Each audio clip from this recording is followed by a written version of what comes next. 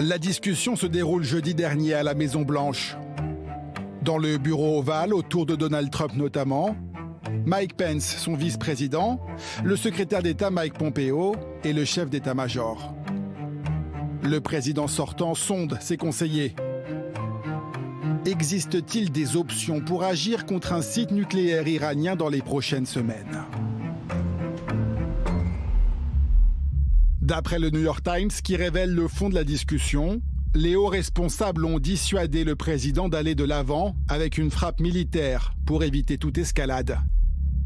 Et à écouter la réaction du porte-parole du gouvernement iranien, celle-ci aurait été inévitable.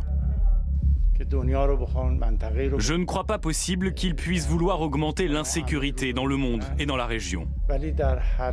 Mais en tout état de cause, notre réponse courte a toujours été celle-ci.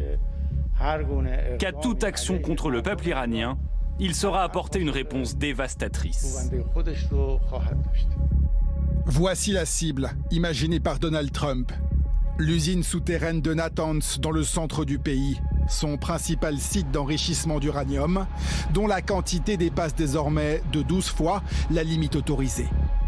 L'Agence internationale de l'énergie atomique vient de le confirmer. L'Iran a bien mis en service des centrifugeuses avancées. Téhéran n'est pas autorisé à le faire selon les termes de l'accord de Vienne signé en 2015. 2 ans de négociations pour limiter le programme nucléaire iranien en échange d'une levée des sanctions économiques. Tout cela réduit à néant d'un trait de feutre par le président américain. Thank you very much. This will make America much safer. Thank you very much. En déchirant cet accord, la tension entre les deux pays s'est enflammée. Quand une personne comme Trump est président d'un pays, cela montre le déclin politique et moral de ce pays. En dissuadant Trump de lancer cette attaque, les conseillers militaires ont sans doute évité un conflit d'ampleur.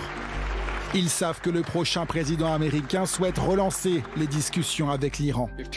Si Téhéran respecte ses engagements, je respecterai l'accord et travaillerai avec nos alliés pour le renforcer et le prolonger, tout en poussant plus efficacement l'Iran à stabiliser ses activités. L'Iran qui compte bien profiter de ce changement d'administration.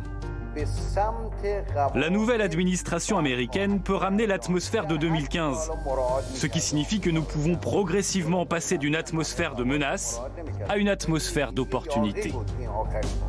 Sans menace, sans pression, l'Iran se dit prêt à revenir automatiquement à ses engagements de 2015, sans même passer par de nouvelles négociations.